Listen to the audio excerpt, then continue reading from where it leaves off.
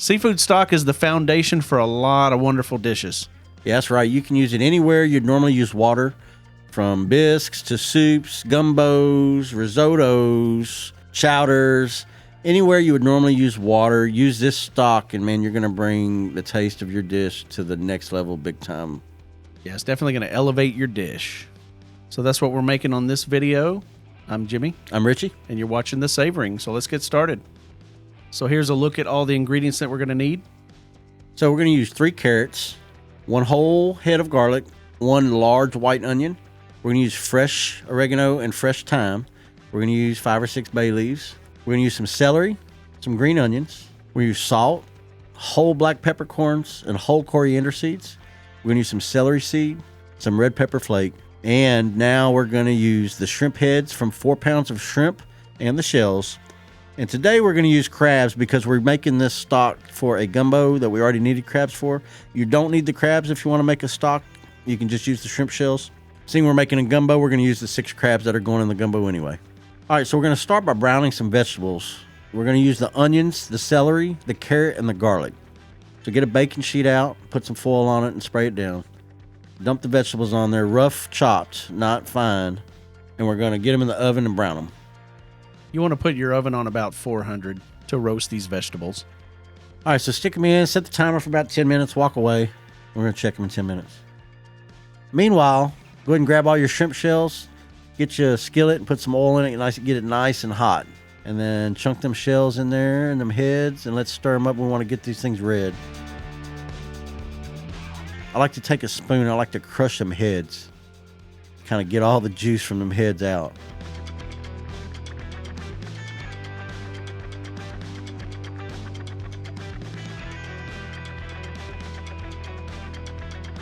So look, as they're cooking, you want to scrape the pan. You want to see all that brownish orange juice getting in the bottom of the pan. That's the money. That's the flavor coming out of those things. That's what we're looking for.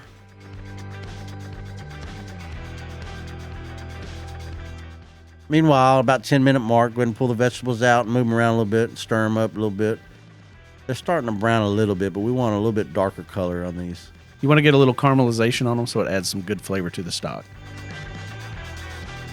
All right, so after you get all the good juices in the bottom of that pan, let's go ahead and put them in a stock pot. We're going to scrape all this out.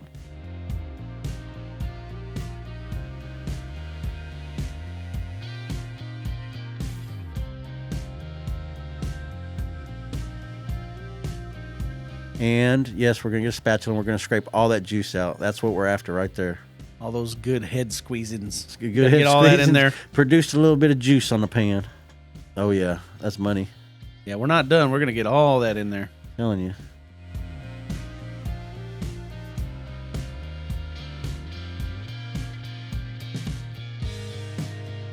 All right, after about another 10-15 minutes, pull the vegetables out. Man, they're looking good. They're starting to get brown and caramelized.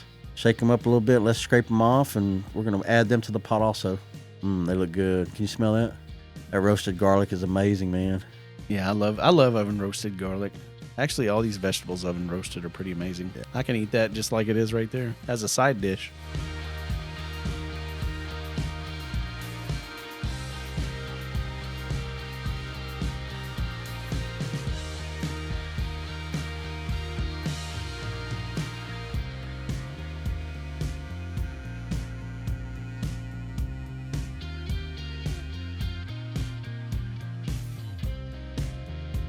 Oh, watch this.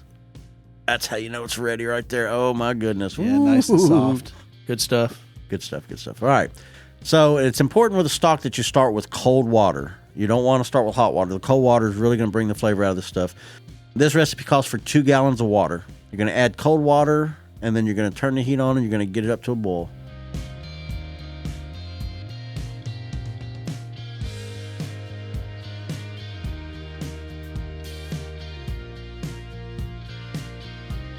So while the stock's coming up to a boil, go ahead and throw in all of your dry spices along with the bay leaves and also the green onions.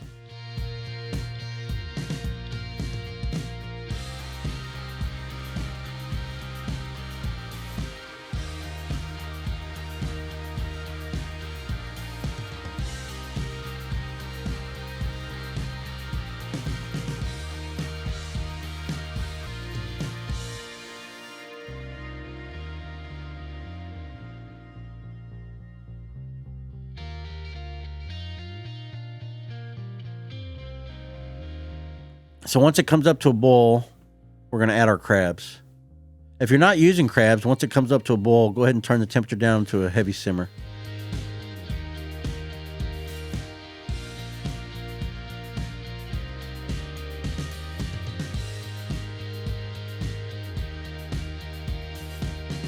After about 10 minutes, you want to pull the crabs out and you want to put them in an ice bath.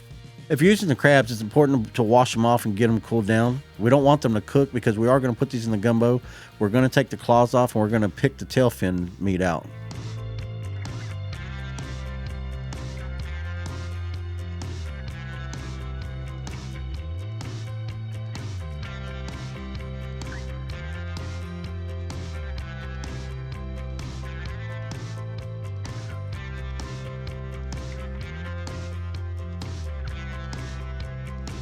Okay, so after it boils, we're going to turn it down to a simmer, and we're going to simmer it for an hour. After it simmers for an hour, we're going to add our fresh thyme and our fresh oregano. We're going to stir it up, and we're going to simmer it for another 30 minutes. Yeah, as you can see, it's really starting to reduce down. It's already dropped, maybe about an inch or a couple of inches in the pot. Yeah, it's dropped a lot. So by the time this is over, this is going to yield almost 4 quarts.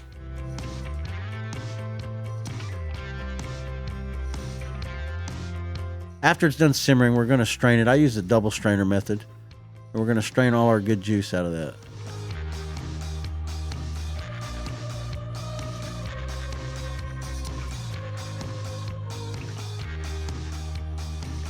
And there we have our finished stock, ready to go in whatever dish you're going to use it in.